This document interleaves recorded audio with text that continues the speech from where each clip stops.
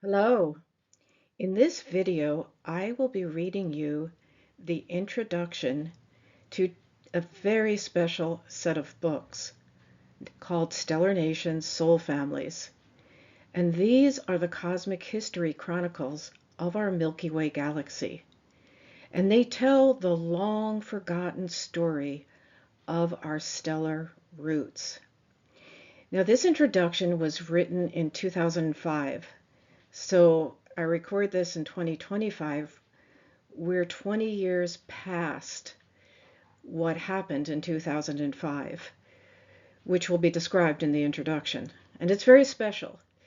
This is really an inception point for us as humanity. Two beautiful souls in Hungary, two women who are closely related on a soul level and who have worked through many lifetimes with stellar consciousness, were approached in 2005 by a stellar delegation, master souls from 13 stellar soul families. And they were asked to expand their consciousness to the star Antares. Antares is a seventh dimensional star, and Galactic Akashic Chronicles of the Milky Way Galaxy are held in Antares in sound patterns or frequencies. So you could think in terms of energy patterns. So these energy patterns are not very perceptible to us, but Bay and Aniko, who we'll meet in a minute, were able to, they had assistance to transmute these energy patterns into relatable galactic myths. And the idea here is that in this creation cycle, the Creator assigned us as cosmic humans in the Milky Way Galaxy the mission of being chalices for 13 different stellar soul families. That's what we are as cosmic humans. And the idea was that we were to understand these soul families as different ways to experience creation, and they were all inside of us. For instance, we have the Pegasus aspect of ourselves, which are messengers. We have female serpents and dolphins being healers. We have the teacher aspect of ourselves that comes through the bear nation, which teaches Christ consciousness, through the male serpents, which teaches knowledge. So there's different ways of experiencing creation, and the charge to the cosmic human, us, was to go in this to the deepest dark shadows to understand the depth, the glory, the beauty of the light that we had also been given. So we're on a polarity mission, as we all know at this point, to discover the light by exploring the shadow. So these are all stories of parts of ourselves, let's say, that are given assignments or missions and have special talents. And then in individuating some more and using our free will, we have lapses and we forget. We forget that we're part of a whole. So this is all about the pathway back. What is the pathway of redemption? How do we learn? But what happens here is these soul families, parts of us, are living on over 250 identified stars. And we have to understand here that this isn't just fantasy.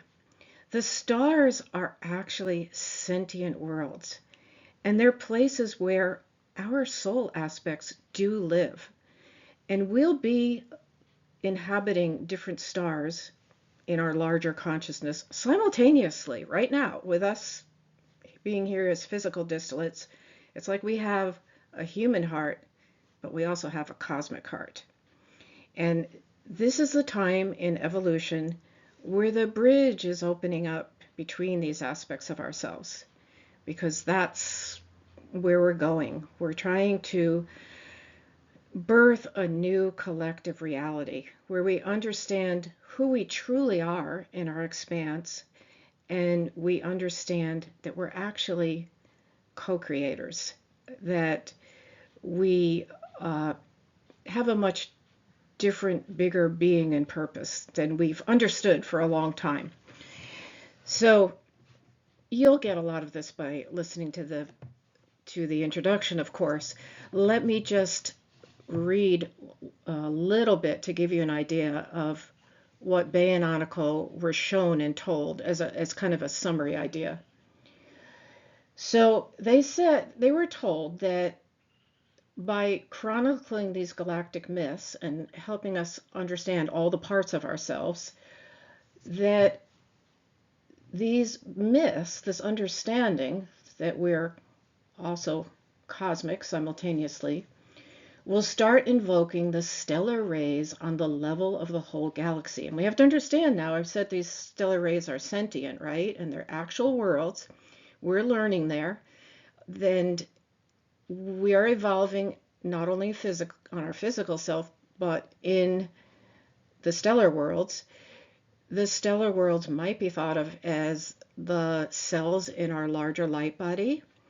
We have an ongoing consciousness, and the stellar soul families could be thought of, in fact, as our galactic DNA. Like some of us on a soul level may be more of a Pegasus and a dolphin, and someone else maybe have a lineage of a female serpent. And this all becomes very apprehendable within these myths. In fact, this whole embodying and knowing of these myths, and then knowing your own stellar code, the Antares code, which is available from Bay and Aniko, we start to remember. There's a stellar remembering field around us, and we start to remember this larger aspect of ourselves, and we start to remember the trajectory of our consciousness.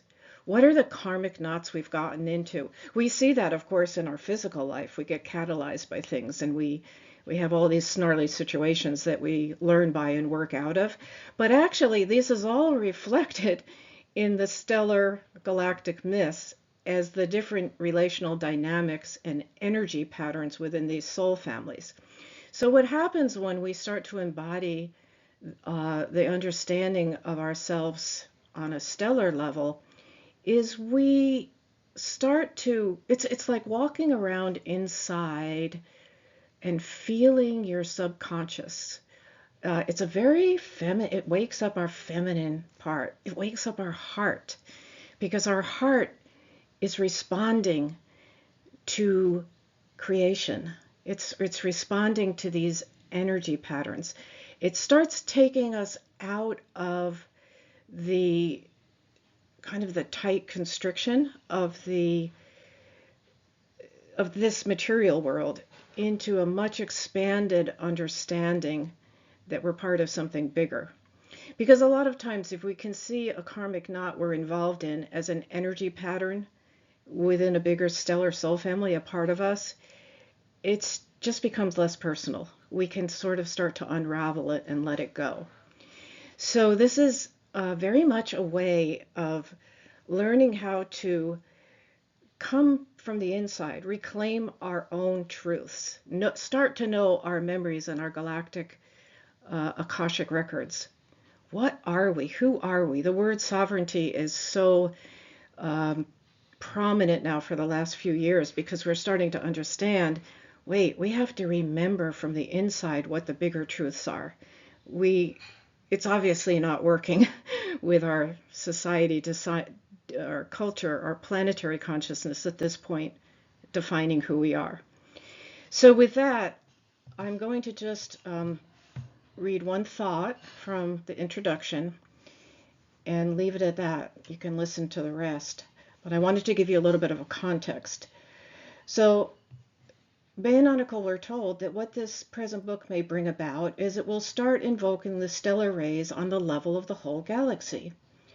If we are able to recognize these stellar rays, which are living forces, within ourselves, then we will start to expand the planetary consciousness of this planet towards stellar consciousness, making it easier for the whole planet and its collective consciousness to be recoded and shifted into the fifth dimension in the process of ascension. As this is all a question of consciousness.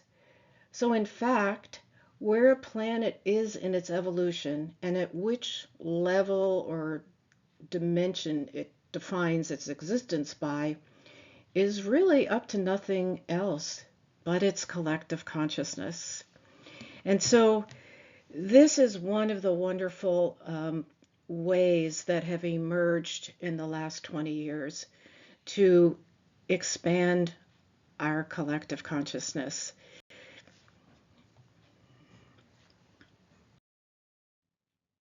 I'd like to introduce you to Beatrix and Aniko. They live in Hungary outside of Budapest, and they've long worked, as I said, with stellar consciousness. Beatrix is a medical doctor and a homeopath by training, and Aniko has a multitude of healing modalities and skills. And for both of them, their inner passion has always been to be healers, but to find a way to heal from the roots, from the roots of what is causing the disease or disturbance. And interestingly, they were both born in 1968. They know they've had many lifetimes together, done a lot of work together, and they both had car accidents in 1988. Beatrix was in medical school at the time. She was 20. They were both 20. They didn't know each other yet. She actually died in the accident. And she said that leaving her body was an amazingly liberating feeling. But she was shown several light packages and basically told that if she returned into her body, she would have the opportunity to work with these light packages. And as she said, with the enthusiasm as a teenager, she jumped back in.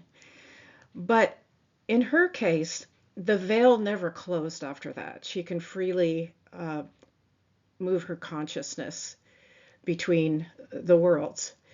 In fact, she said it was rather excruciating to be in medical school then and have to take a stethoscope in and pretend that she was, using our Western means of looking at a body when she could see so much more. And Aniko didn't die, although she was quite injured, and her pathway to healing herself also enhanced all her healing understanding and modalities. Now, when they were asked to expand to the Antares, I don't think we can call Bay and Aniko authors. They didn't write this, and I don't think of them as channelers. What they do, they call attuning. They actually really sit. I mean, they'll sit sometimes for 12 hours to expand and apprehend, to move their consciousness almost as if it's some kind of radio dial that has to expand out and find a station that's further away, so that they can apprehend what it is that they're being asked to look at. Now, they did actually, you'll hear this in the introduction, they did have some help with having a kind of a stellar seed implanted in their pineal glands while they were attenuating to this whole process of moving into the seventh dimension. Because they were quite versed in working with Pleiadian energies, fifth dimensional energies, but the seventh dimension is a whole different apprehension because it's in sound. It's just sound frequencies. So in fact, they were told that those who seriously engage with the stellar nations who are drawn to it will be helped in a similar way by the celestials.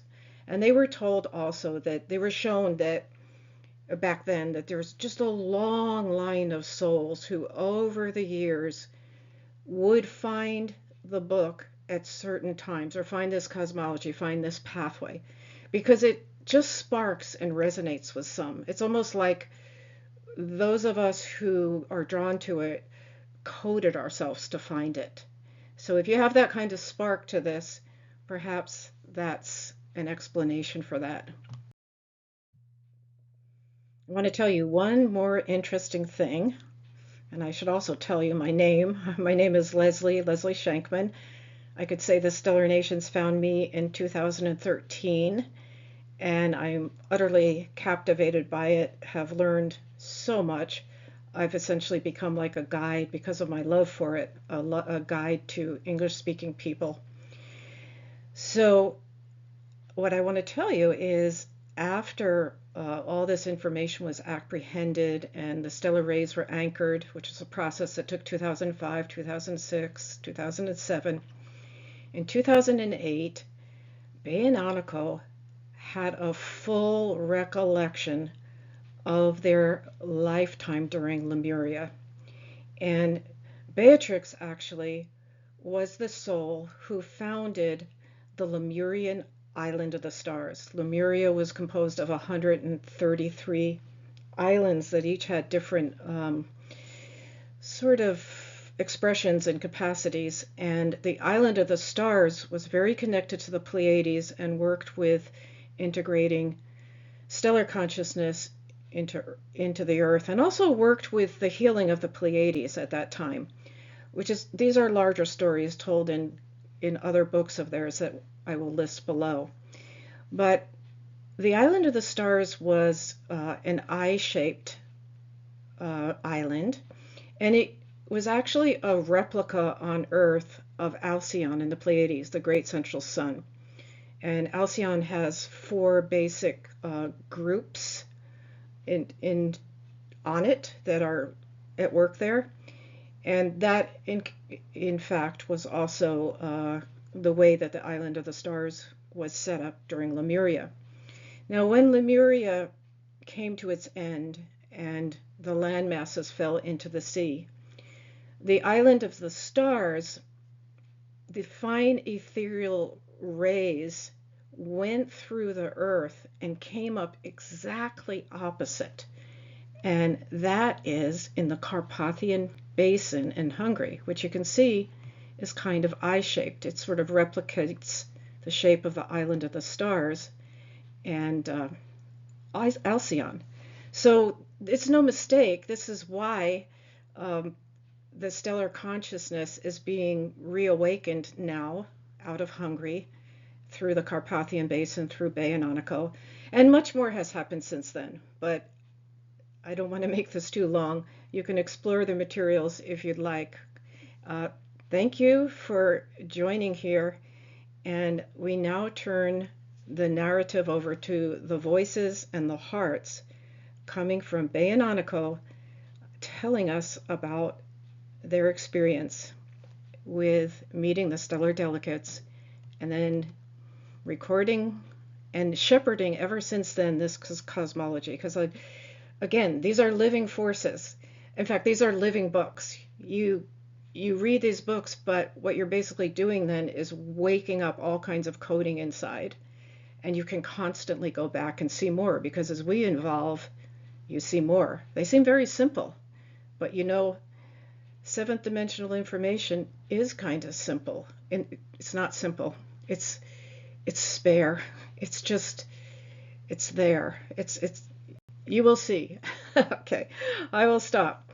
Thank you for listening to me, and then next to Bay and Aniko. Greetings. We welcome you to this special dialogue and mutual recollection as we tell you about the incredibly powerful visions and insights of our cosmic expeditions. If we follow the pillars of the moon gates, we might know that for those who are emissaries of light and seekers of Spirit's way, the year 2005 brought in a very powerful reattunement on the level of the spiritual body, as part of the divine plan concerning the collective evolution of planet Earth. The celestial impulse arrived to us in the spring of 2005 as part of this process, and it gradually turned into a firm demand for joining a new spiritual work, which embraces great dimensions.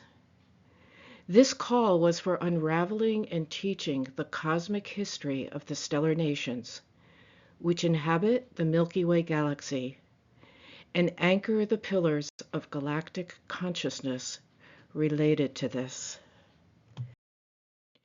We felt that a spiritual gathering and restructuring was starting around us in the invisible spheres.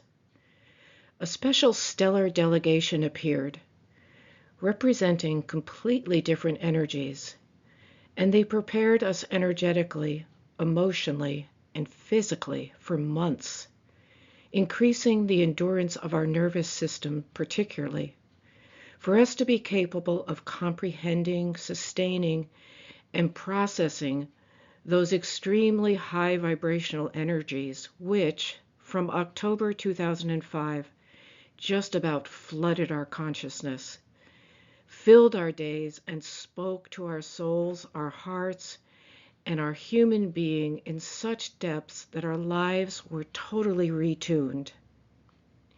We only felt that after having said yes to the celestial request, we must subordinate our lives with complete and exquisite devotion and sacrifice to the extremely disciplined, relentless, intense work through which this galactic memory could at least be opened and brought down to the present third-dimensional world of ours. First, we were assigned a very interesting task, which, looking back from the distance of a few years, seemed to be driven by a series of experiences interlaced upon the guideline of beautiful, touchingly perfect synchronicities. In May of 2005, at one of our events, we had to guide a mystery play of the Holy Grail, which to us means the healing chalice of life and redemption. With this, we felt the desire to prepare a certain sacred object for the ritual. So we mastered the art of making Tiffany glass, through which we can sublimate the messages of the spiritual codes and of the visual experiences arising within us into matter. We felt that inside the colorful sheets of glass, which reflect almost painting-like images of light, even in their plain forms, there lies the pure and simple nobility of the shimmering grains of sand taken and heated up from the body of Mother Earth.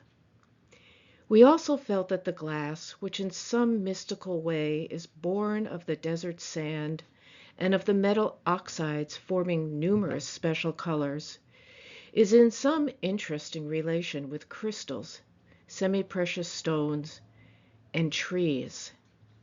Thus, ever since, we have liked to combine these materials with one another, knowing that the grains of sand, the crystals, and the trees are all keepers of our memory, and that in a very special way they are able to perceive the messages of the stellar codes which are revealed in our present age. On the other hand, these creations can also be beautiful and highly sensitive tools for connecting with certain spiritual presences through master and angelic invocations. Following our mastering this glassmaking, in August of 2005, we were asked by the members of the stellar delegation to build a sanctuary. Via its crystal dome, an interdimensional star portal could be opened, through which the teachings related to the stellar nations and the cosmic history of the Milky Way Galaxy could be channeled. It all began almost like a great utopian dream, with designing, drawing, and then preparing the different parts of this crystal sanctuary step by step, complying with an almost incomprehensible inner burning and irresistible driving force, which was needed for the completion of this unrealistic, dreamlike work of art.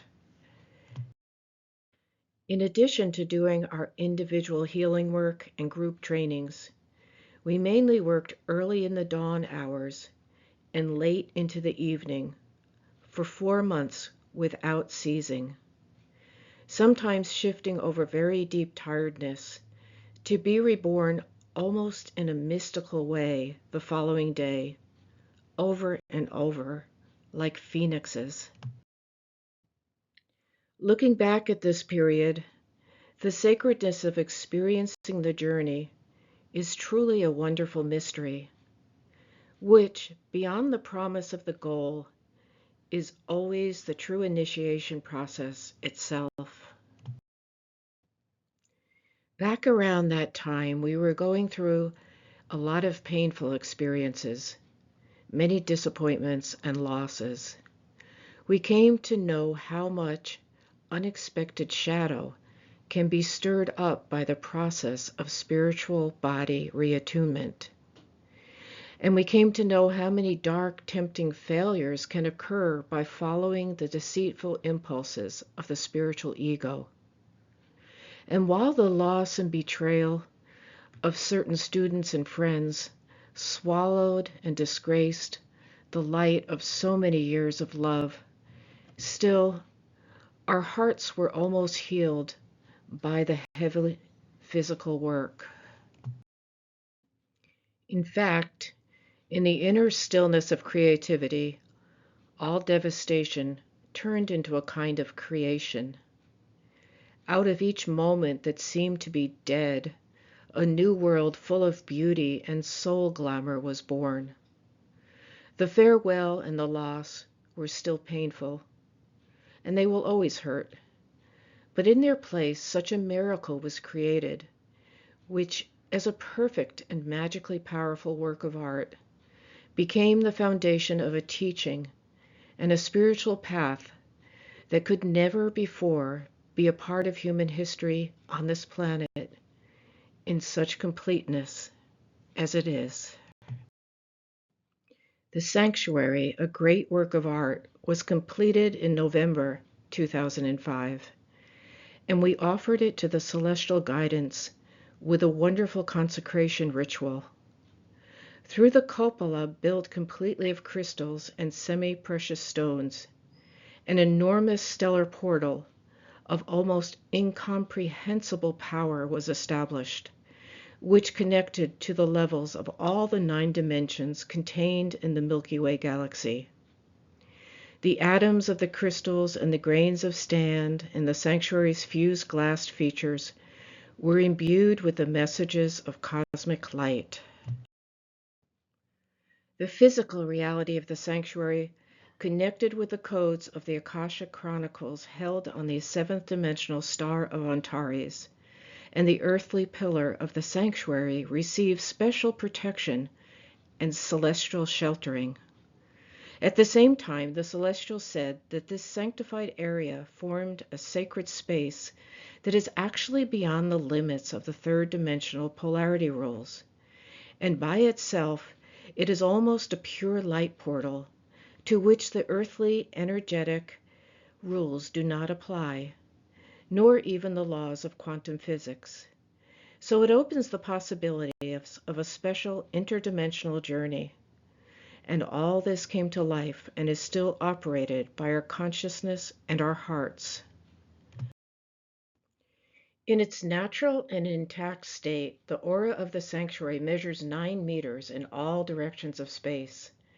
But when we meditate or pray sitting in it, its energy field can be extended nearly to the infinite, expanding in this earthly sphere or through the dimensional gates.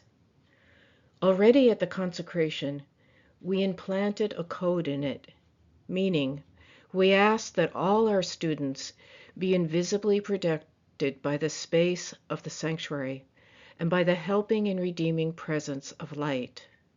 Furthermore, we asked for this sanctuary to be a pure spiritual source for all the emissaries of light who join us, so that their lives may be easier, happier, and more content through the presence of love. We hope with all our heart that the teachings that arrived through the bridge of the crystal sanctuary and furthermore, the meeting of the new stellar codes will bring joy to many people.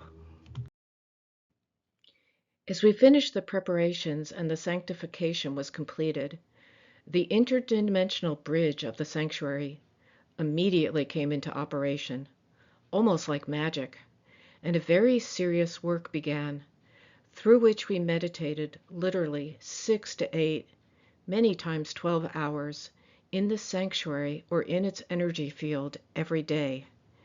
This continued through 13 months with the undiminished faith and determination that was necessary to understand the codes of the Galactic Akashic Chronicles, which contain the cosmic history of the 13 stellar nations, and then to transform these codes into words and images comprehensible to human understanding. At the beginning of our galactic psychic journeys, we received the message that we could reach the gate of Antares through a completely new, special stellar pathway, gradually expanding our consciousness each time, ascending beyond the borders of the different dimensions, step by step, until we could finally dissolve into the remembering space of Antares. The seventh dimensional world of Antares, and the Akashic Records held there, is very different than the Akashic Chronicles of Alcyon. We were well versed in meeting the highly emotional inner images of the fifth dimensional records on Alcyon. This is done through the sensory membrane and crystal core of our heart chakra. But the galactic memory of Antares is recorded in codes of celestial sounds. This is indescribable in words and untouchable with our earthly definitions. Everything that ever happened and happens in the galaxy is remembered by sounds here.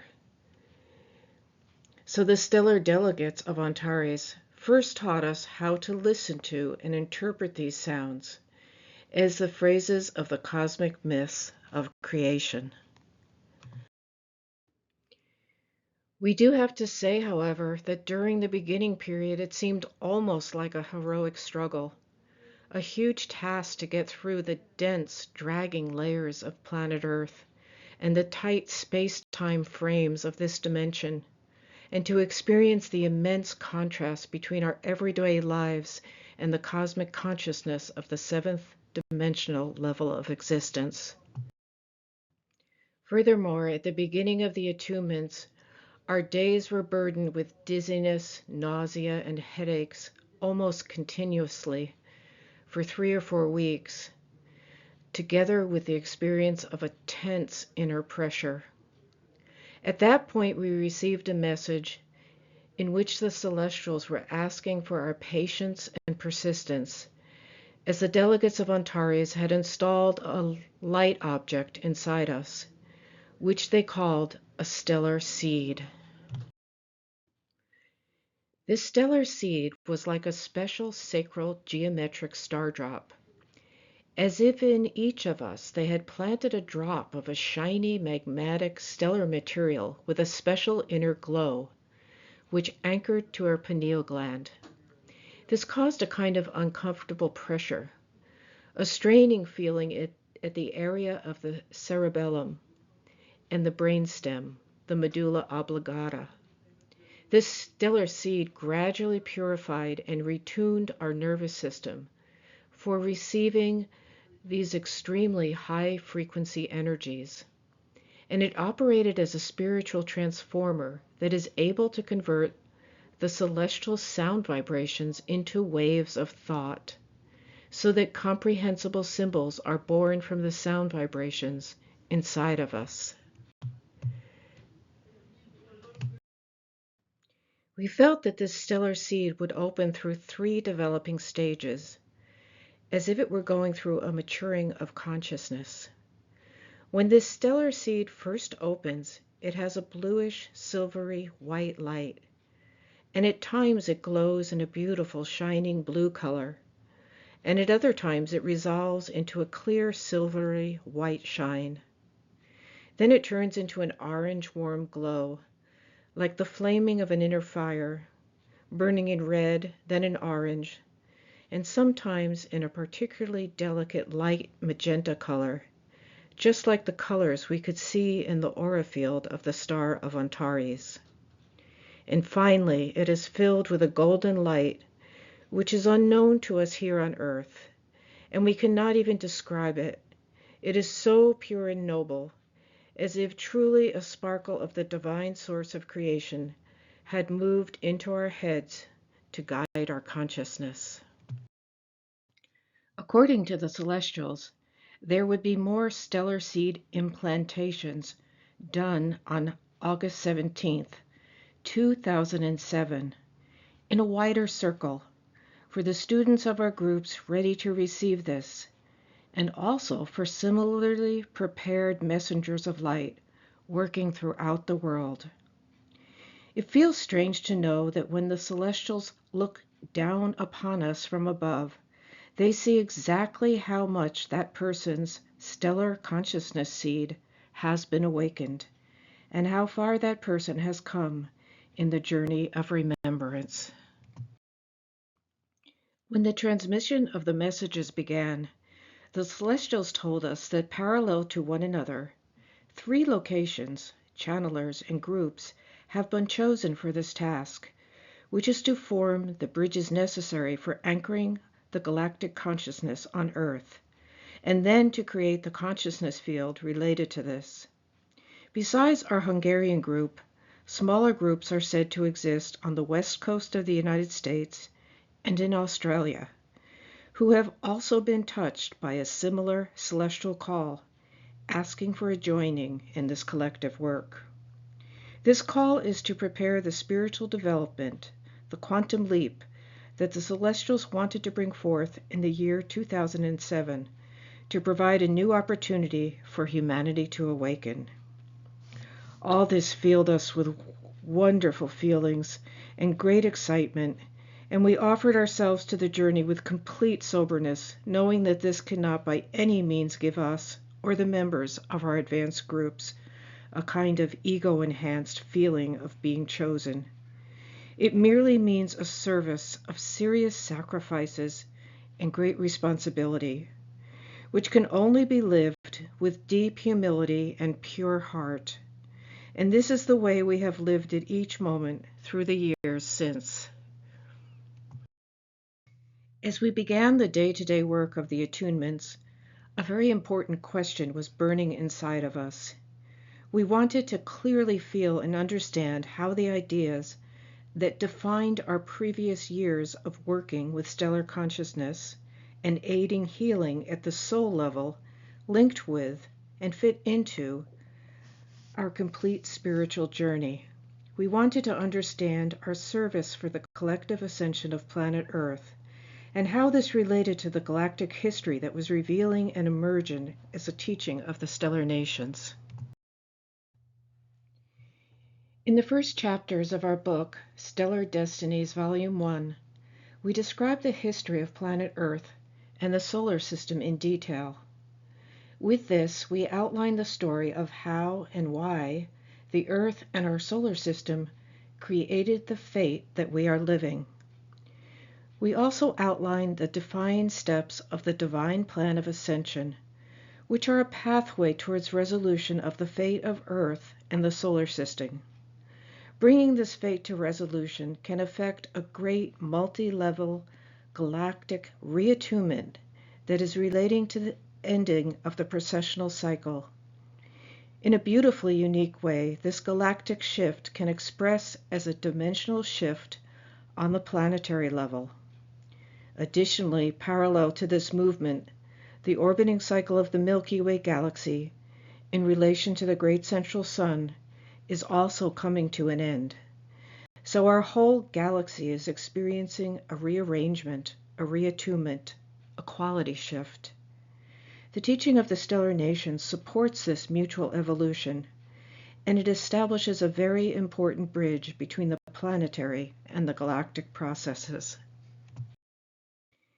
It was very important to understand the following thoughts, according to which the solar system, and thus planet Earth, have been functioning as a relatively closed system during the galactic cycles that are now coming to an end. This ending is opening a switchover point. Within the closed system, the sun and the planets mainly prevailed as the arbitrators of consciousness.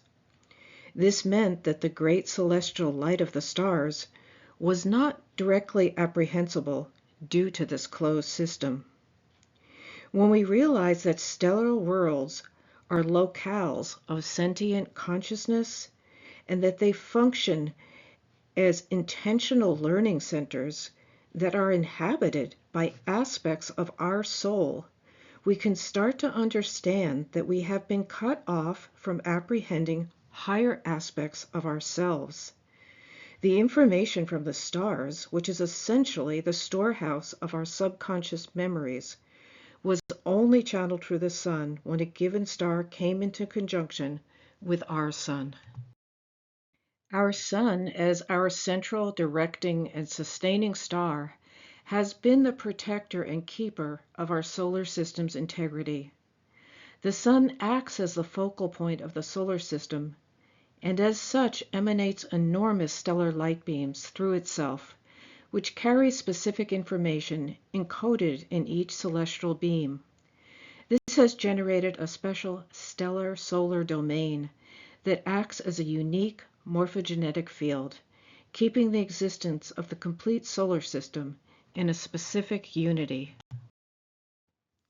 So we can realize that while in this closed system, the broader galactic stellar powers, the stellar energies or stellar codes, could only reach the inner planets through the lens or filter of the sun. Thus, during the orbiting of the solar system, in its approximately 26,000-year-long cycles, periods of galactic night and periods blessed by the presence of the photon belt have been rotating, spending about 11,000 years in the era of forgetting, while we are giving only about 2,000 years for awakening and remembering. Indeed, it was only the incoming rays of the photon belt that periodically opened such celestial gates through which the stellar light beams, as the stellar rays arriving from the different dimensions, could project and bring their cosmic galactic codes. Otherwise, the supervision of the spiritual hierarchy was assured by the local solar council of the solar angels and the ascended masters living in the sacred sphere of the sun's gate. These forces provided the different gates towards higher realities. Our sun, with the support of the solar councils, was the stellar space that made decisions on the destiny of life for the planets of the solar system. Of course, it could only do so in close cooperation with the council of the archangelic group of the Pleiades, who have been commissioned by the Galactic Council with emanating the higher fifth dimensional guidance and support for the solar system. In the periods of galactic night, however, even the stellar entities of the Pleiades and the spiritual groups of Sirius, Orion, and Andromeda, which are all connected closely to the destiny of Earth, could only transmit the higher stellar codes through the fourth dimensional spiritual space of the sun. According to the celestial messages that we received in 2005 and 2006, however, all this will slowly transform, and in the year 2007 particularly, great stellar channels will be opened. With this, we will be recoded by enormous stellar powers, which will start the realignment of the solar system more and more towards Alcyon, the great central sun. This is because the orbiting cycle of the whole galaxy needs to be aligned with the orbit of our solar system with increasing accuracy. Yet this requires the anchoring of stellar consciousness in our solar system, which has been living in the third dimensional level of existence. It is important for us to realize that all that is involved with this great shift in reattunement can mainly be realized through the consciousness of the inhabitants of Earth and Earth's humanity. We understood that this is exactly what happens by unraveling the cosmic memory of the stellar nations. So the publication of this book, with the introduction of this teaching, also helps birth the earthly incarnation of this stellar consciousness. This will start a new gathering. The emissaries of light who have this service included in their original destiny code and are capable of resonating with this celestial call and are ready to ascend their lives to this seventh dimensional knowledge will be participants and creators of this new intergalactic field of consciousness and of the global healing and retuning process. Through this, humanity can receive a whole new opportunity for the final redemption of its fate of many thousands of years. In the meantime, we also understood that bringing down this knowledge was so difficult and demands such heroic, disciplined, and strict work because it requires a consciousness that embraces 9 dimensions. So we had to expand in an incredible way towards this multidimensional consciousness and being, especially because it has only occurred very rarely, and it was great ages ago that there was a period in the history of Earth when stellar codes were streaming in a similar way. If we consider that the orbital cycle of the Pleiadian stars around the galactic center is nearly 250 million years, and the orbital cycle of the Milky Way Galaxy around the great central sun is even longer, we can grasp the seriously vast time periods we are considering, even when measured in galactic time.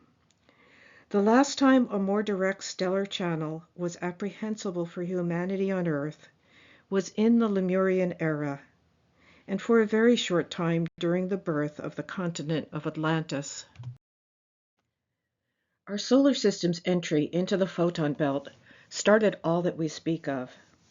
As an effect of the photon belt, the finer activation of the consciousness related to the stellar powers and galactic memory started around 1998, when the sun entered the radius of the photon belt. And so the consciousness that the sun represents opened like a channel to the broader galactic consciousness, to let that in towards the inner planets, including our Earth. As a next step, there was a strong influx of stellar codes in 2002, when the spiritual groups of the Pleiades, Sirius, and of Andromeda started opening our memories to apprehend the karmic history of Earth and the solar system. In 2006, the serious preparation of awakening galactic consciousness began, with further establishment of the stellar channels. This is why the stellar delegation enlisted us as described. We had to break new ground in a way, knowing that a part of humanity, indeed, most of the light messengers, were not yet ready to perceive these seventh dimensional vibrational qualities. In addition, there was no transforming energy field formed yet which could help us transmute the incoming stellar codes into a definable and more bearable and relatable form. Nonetheless, our driving force all along was that, according to the celestial messages, the portals anchored by us would be fulfilled with the highest frequency stellar powers in 2007. And so this would enable more direct experiencing of all this, especially after August 17th, 2007. We had known in advance from our previous work that special channels would be opened in 2007 as blessed stellar pathways, cosmic gates, and dimensional portals. And the people who can expand their consciousness and who start to recognize their own cosmic history and the nearly infinite vastness of their existence will start to form a collective remembering light field. This light field can help others regain their true creative powers, live their true destinies, and redeem their karmic pasts. We know the cosmic rule that when we call something by its name, we become capable of having control over that, to accept, live, and understand that. So if we start to know the stellar powers together with the qualities they actually mean as emanating powers and spiritual codes, then the harmonizing and recoding forces sent by the celestials get a meaning. Otherwise, we would not be able to recognize them, and so the messages from the stars could not possibly be utilized. If we humans open a memory or a revelation in our consciousness as a code, the spiritual power related to it will also be able to work from that time on. Moreover, the dimensional level of existence a whole planet is living in is defined by the stage of its consciousness and by the frequency of the collective consciousness of its inhabitants. So the more people who are able to perceive this galactic consciousness embracing all the 9 dimensions, and the more people offering their own consciousness as bridges stretching towards the higher reality, the closer we can come to the frequency level inevitably necessary for the dimensional shift during the time of the ascension, whenever it will be. So we can say that we can be the emissaries of light through whose consciousness the stellar codes can be transmitted to all of planet Earth.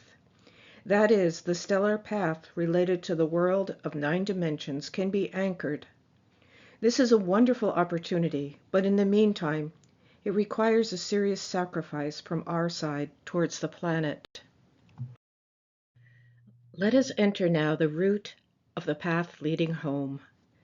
When we enter the process of the ascension, everyone will go through his or her own personal journey at that point.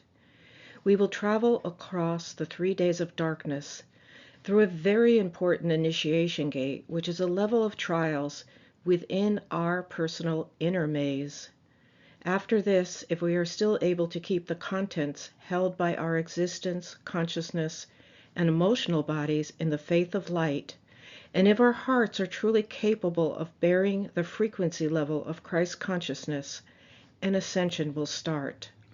We will get through the lower octave of the 4th dimension, which is the astral level, and then we can lift our consciousness over to the sacred energy field of the sun's gate.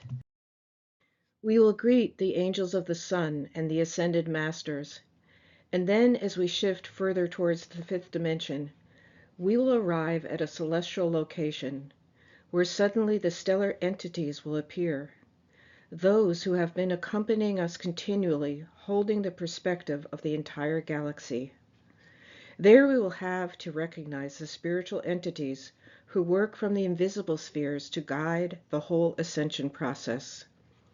But if we do not unfold this galactic memory, vision in our consciousness, then the beautiful light entities dressed in celestial adornments will surround us simply in vain, as we will not recognize them. It is possible that many people will sense the surrounding space as completely empty, as an incomprehensible hazy obscurity of deep cosmic silence with no guidelines. Others may feel like they are in the magical world of certain mythical entities floating about and appearing from time to time. They may consider it a dream, and so they will not be able to make anything of the revelations either. Although they will see different entities gliding through their personal spaces, they will still have no idea about how to address them, nor about the reason they have arrived, or about the messages they bring. Only those who understand and know just exactly who these beings are and what they represent will be able to reach out for the offered help and be able to receive the sounds and images full of messages from the galactic delegation. This will be those who understand and know just exactly who these beings are and what they represent, because they simply remember and are able to welcome the circle of the stellar delegation as galactic sisters and brothers, which has been formed for their sake. We can even say that by the right of their spiritual consciousness, which was elaborated in their past, and by the purity of their present lives, by the serious and humble sacrifices they make, and the responsibilities they take up. The light messengers have originally been chosen and called upon by the celestial powers. They have been called upon to become the leaders, guides, and assistants to a great number of human beings here on planet Earth. Guides to the ones who for some reason have not yet opened their consciousness for recognizing what exactly is happening with this planet. Many of the souls who have not taken in the celestial call are true and well-intended people who would like to love and live their lives well and honorably, in integrity, who do not intend to hurt anyone, nor to assert themselves at the expense of others. On the level of their higher selves, they may have chosen the fate alternative of the ascension. It is just that their present lives have not been about making this conscious in this particular form. These people can include members of our families, our friends, and many more who are in some way entrusted to us. Understanding all this, we can say that by the teachings of the stellar nations, we have an even greater demand for becoming the human beings who, having realized our own stellar pasts and cosmic history, will be able to recognize the stellar delegates. And by doing so, we can connect the planet with the bridges and light powers that are ascending us, and onto which the whole momentum of the dimensional shift is threaded.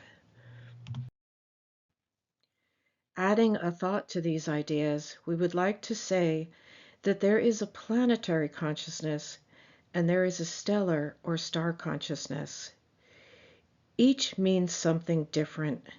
Having planetary consciousness is a great thing already, as it means we are starting to get to know the past of our own planet, its complete karmic history, and its fate in the mirror of the past 26,000-year-long great precessional cycles. Stellar consciousness then expands our perspectives even more. Let us just think about what an incredibly liberating and healing miracle it was to meet the stellar worlds of the Pleiades, or to understand the stellar history of Andromeda, Sirius, and of the Orion constellation and worlds, as the spiritual qualities of the stellar worlds most deeply connected to our Earth. We described all this in Stellar Destinies, Volume 1 and 2. And what this book, that illuminates the stellar soul families, may bring about is that we will start invoking the stellar rays from the level of the whole galaxy. If we are able to recognize these rays within ourselves, then we will start to expand the planetary consciousness of our Earth towards a stellar consciousness, making it easier for the whole planet and its collective consciousness to be recoded and shifted into the fifth dimension in the process of the ascension.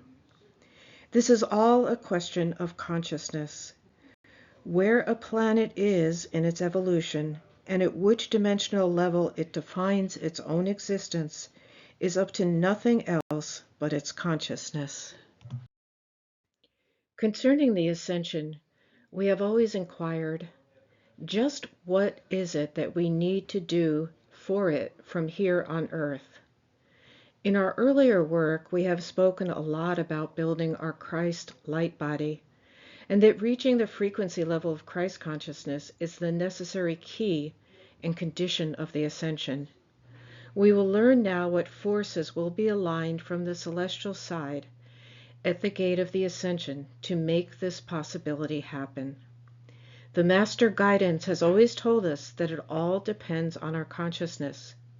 No matter what miracle they send to us, this whole dream can only be realized if there are perceiving human chalices and appropriate levels of consciousness that are able to anchor it.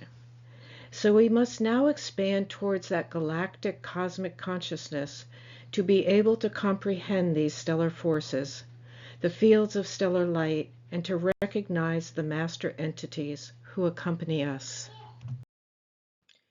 The first teachings of our attunements included an extremely significant spiritual key, which allowed us to realize how the stellar rays must be understood. We were shown that the stellar information, which is now the content of this book, is not astrology and is not to be thought of as astrology. Rather, this information is the chronicle of the galactic history of our solar system in the Milky Way Galaxy, as reflected in the stars. This needs to be emphasized in advance. Entering these chronicles enables us to understand the trajectory of our ongoing consciousness, to understand what our soul has seen and experienced within the contextual framework of the relational dynamics portrayed through the stories of the 13 stellar soul families. So that we may apply the stellar stories and their dynamics to ourselves for a personal interpretation of the stellar rays, we do use birth chart horoscopes. The fixed stars are projected through a person's astrological radix to get an exact picture of which codes and messages are coming from the specific stellar rays surrounding a person at the time of their birth. These stellar rays portray the dynamics of our galactic history that our soul and our earthly personality would like to reveal in our present incarnation. This can be imagined in a way that for each soul stopping at the gate of birth, a very specific, unique, and unrepeatable stellar and planetary bridge is opened, as each moment in time carries different qualities. This cosmic pathway is a complex soul and life map. When the soul starts to descend in the ethereal birth channel, it makes its way through an energy field of multidimensional consciousness. Its upper levels are woven of stellar beams that project into the time and space in which the spirit enters its fate on Earth. These stellar beams form conjunctions with the planetary rays, which are reflected in the lower levels of this field, and they come through as fine etheric codes transmitted from the planets of the solar system. So when a soul enters the ethereal tunnel of its incarnation and starts to descend through that specific bridge of light, it steps through interdimensional gates to approach the level of Earth. This journey, this bridge, forms a multidimensional hologram. Suppose this soul begins its journey from the 5th or 6th dimension, where its existence is irradiated by specific stellar codes. That is, certain stars speak about the galactic past, spiritual roots, and the codes by which the universal source living inside of one's soul had once sent the soul on its mission. Then the soul, lowering its frequency gradually, arrives at the sun's gate. It is on the star that is our sun that the spirit starts connecting to the personality it is about to portray in its coming life. Here it adopts and takes into its spiritual body the program held in its life plan. We could also say that the original etheric template, which is usually called the blueprint, is placed within us at the sacred field of the sun. With this, we start to identify more and more deeply with our destiny to come. At this point, however, we still precisely sense and are aware of the stellar rays that influence us. We are able to recall our stellar roots, those which most deeply determine our spiritual approaches and mission codes. The stellar rays projecting into our spirit's light body create a complex stellar field around us, which in effect serves the purpose that no matter which dimension or what kind of life we live, we will always be surrounded by a remembering field that connects us to the highest spiritual power sources we are related to our galactic essential self, to the history of our existence beyond earthly time and space, whether or not we are aware of this. After this, at the sun's gate, we receive a special blessing, often from one of the ascended masters, whose teaching presence will tend to appear from time to time during our future life as well. Meanwhile, as an experience of a barely palpable and incredibly crystal clear moment, as a vision of an extraordinary revelation, it is as if our whole coming life is revealed in a flash of light. And with this, a planetary field, like a planetary life map, is connected to us through the stellar space of the Sun.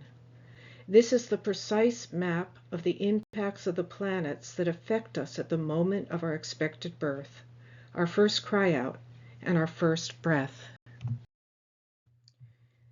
This is what we can see later in our natal chart, our horoscope, which reflects the location of the planets in the solar system at our moment of birth. This planetary field reflects our predetermined personality, life path, undertakings, karmic burdens, connections, and our general emotional, mental, and spiritual attitudes. It describes what kind of life we have planned for ourselves after the karmic experiences of our earthly pasts. We do this to be able to provide the highest level possibility of learning and evolving for ourselves and for the ones related to us. After this revealing flash, the process of descending and a kind of narrowing continues.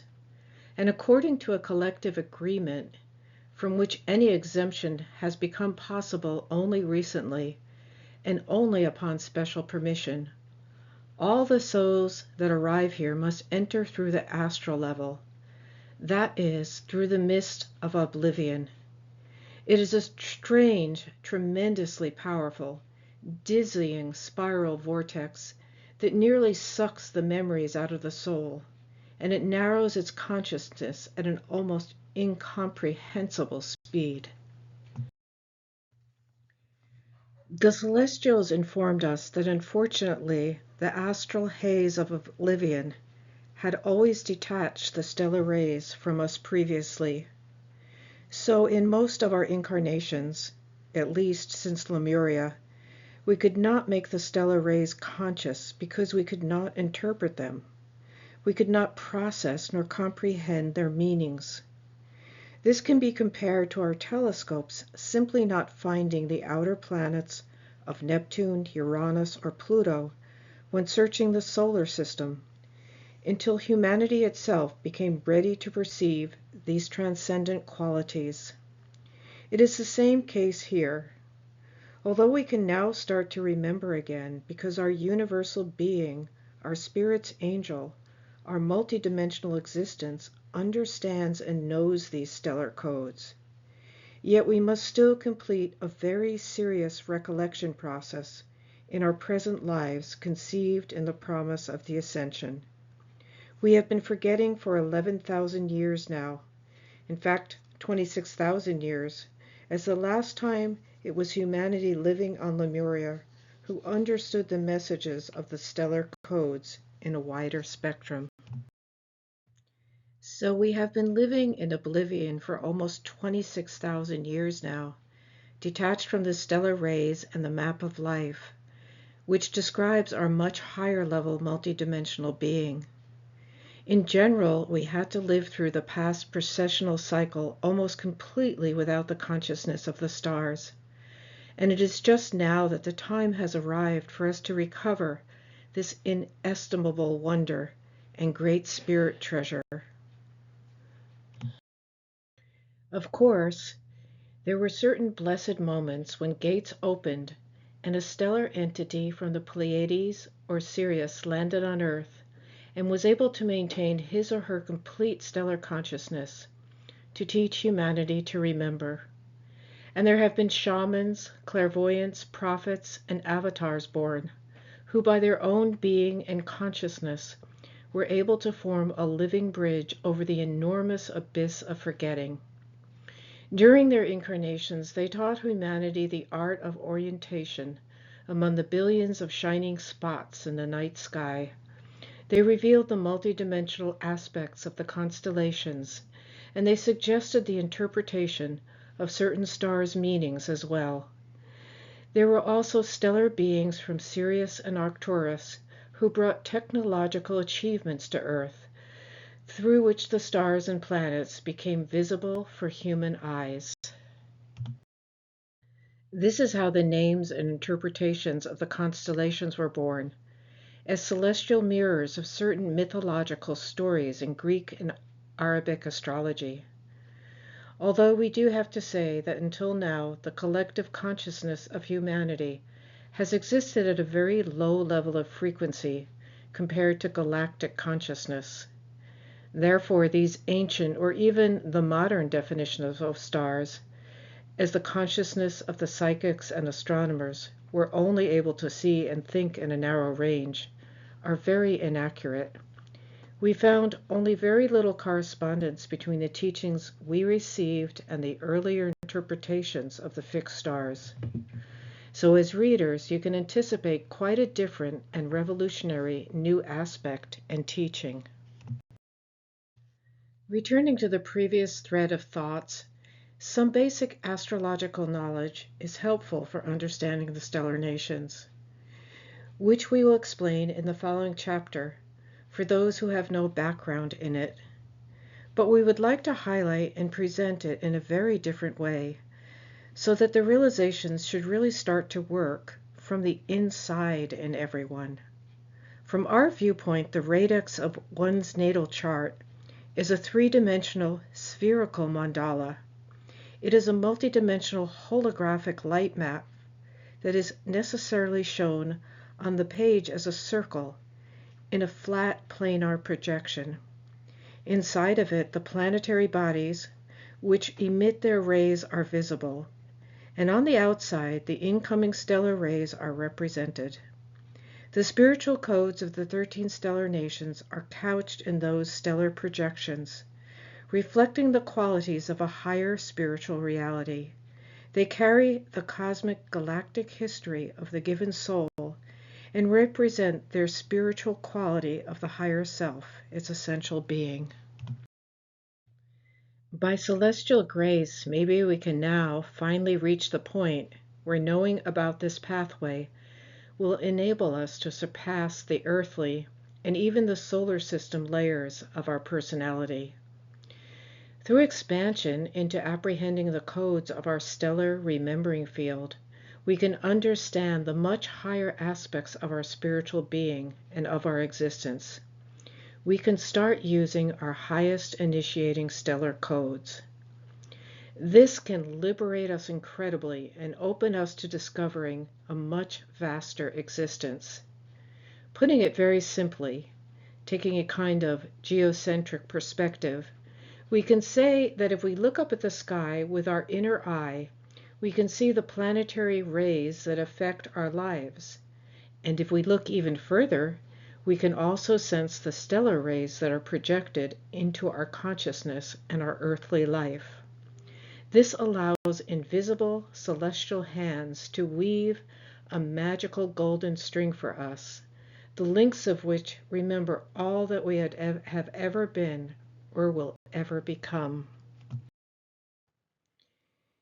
And to build on what we described before, the recognition of these stellar pathways and of each person's own initiating stellar field is especially important because although the ascension draws a great collective road ahead of us, within the collective way, each human has a personal, specifically encoded initiating pathway.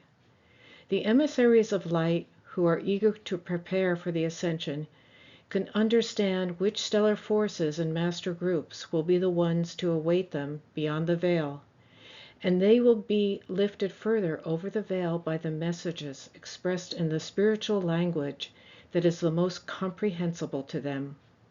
And although we will be holding one another's hands, and we will be nurtured by the intertwined vitality of our collected hearts, there will still be the historic memory of a special constellation stellar field that we are connected to, which we can open up to the most, and it can lift us into our true self, the state of I am that I am consciousness. And the souls who will be able to journey together with us will also realize for themselves that this is not merely about wonderful mythic tales, but about the real-life path of a cosmic historical epic in which we have all been the performers and participants.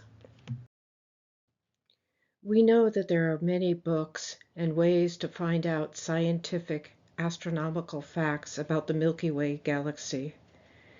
And we know that most visible matter in the universe is grouped in huge aggregations of stars, gas, and dust called galaxies. We would like to explain with a few thoughts how the contrast may be dissolved between the scientific astronomical analysis of the universe and a completely different approach to the galaxy, sensible through the mediumistic or psychic way. Through psychic apprehension, we can know that this universe is inhabited by an incredible diversity of life and forms of life.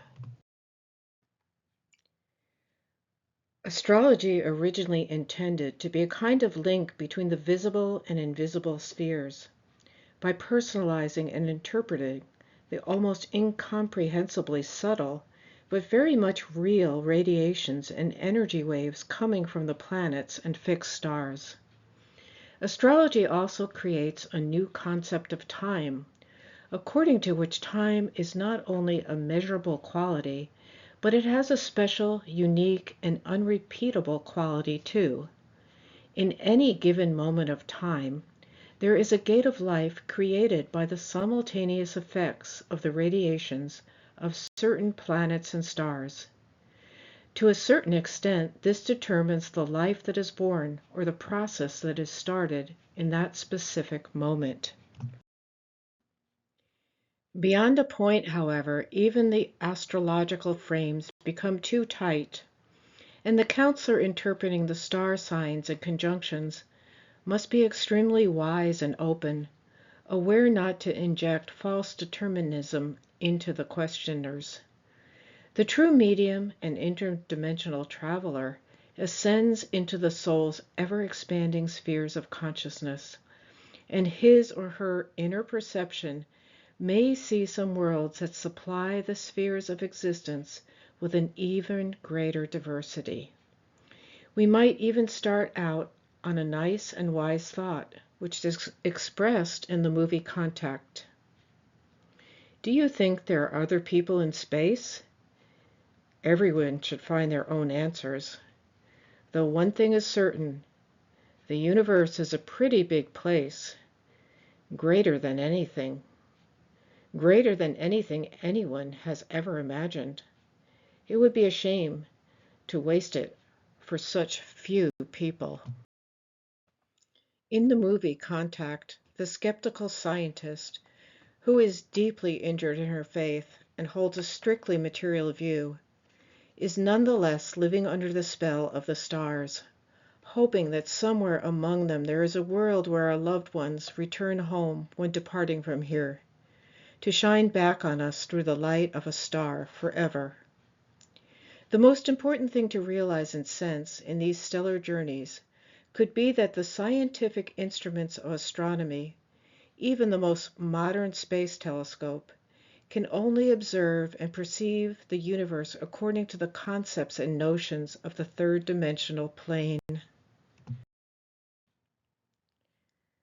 The stars appear as hot and shining celestial bodies, or glowing aggregations of gas, which cannot hold any life similar to ours.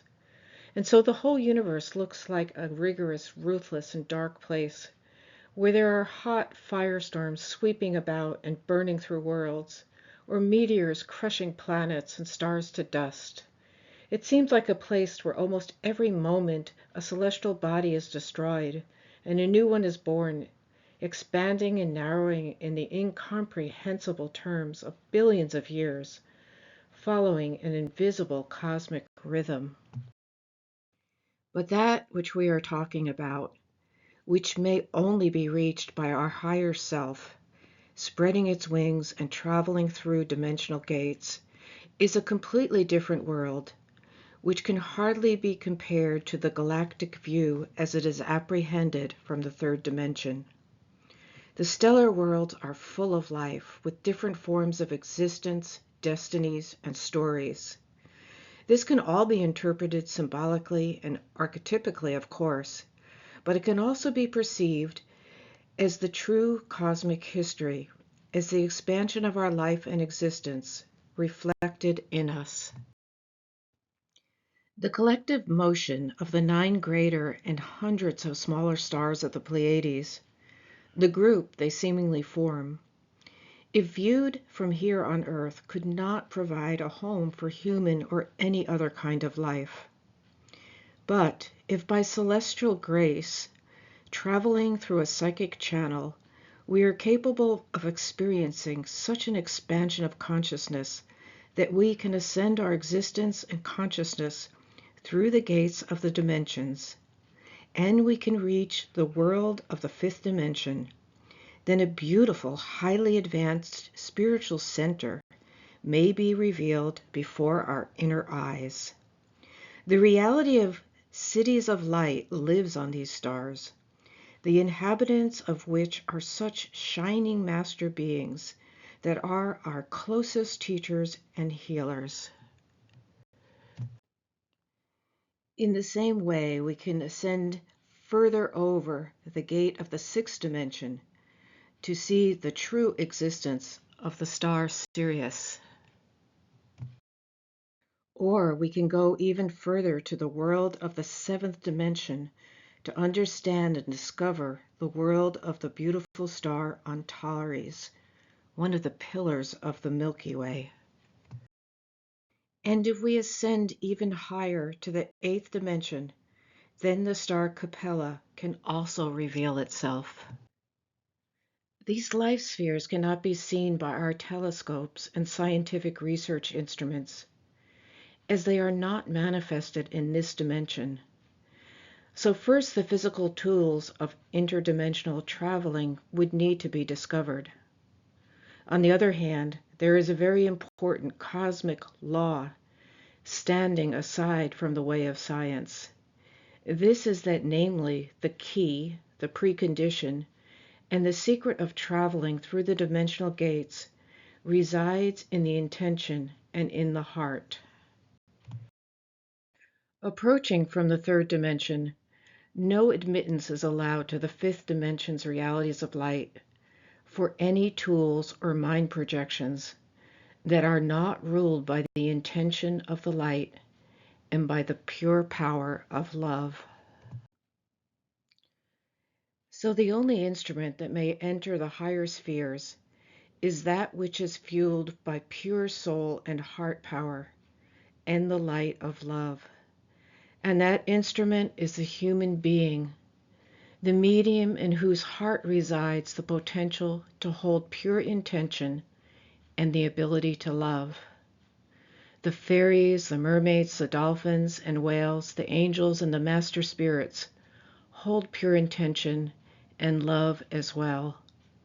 Maybe this makes it easier to understand the ways and the channels through which the historic accounts of star systems were born. With this understanding of the heart and of our true human gifts, we began to pass on the wonderful and powerful teachings of the stellar nations after sharing such preparatory thoughts with our students on February 4th, 2006. We proceeded month by month, ascending to higher and higher levels on the miraculous pathway of becoming more conscious and of remembering. Only one all-pervading feeling has been beating in our hearts ever since, a deep, indescribable gratitude towards the Galactic Stellar Delegation for asking us to complete this holy and invaluable work, for finding us worthy of it, and for leading us all through the way. This book was born of this gratitude, and we offer it for helping humanity with the same spirituality, love, and humility, knowing exactly what it can provide to those who really seek, and what boundless perspectives are still hidden beyond the mythical tales of stellar history, unfolding after so many thousands of years.